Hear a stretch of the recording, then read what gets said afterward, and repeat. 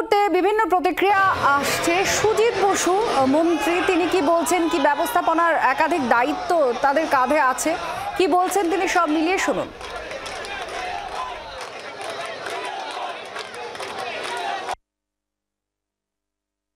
বললাম এখানে প্রায় 20,000-এর ওপর, প্রায় 25,000-এর মতো লোক আছে। সেই লোকগুলোকে সেন্ট্রাল পার্ক থেকে আমরা বাই বাসে তাদেরকে পাঠিয়ে দেওয়ার ব্যবস্থা করছি। এক একটা লটে 100 করে বাস যাচ্ছে, দুবারে 200 বাসে সব লোককে আমরা পৌঁছে দেওয়ার ব্যবস্থা করব।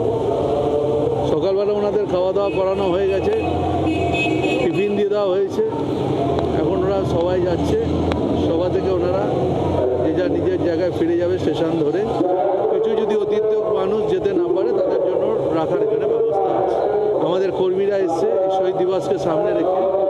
আর তাৎপর্যপূর্ণ 21শে জুলাইতে এটা বলতে কারোর অপেক্ষা রাখে না, এটা সবাই জানে। এই দিনটা তাদেরকে আসতে হবে, এই দিনটা তাদের যেতে হবে।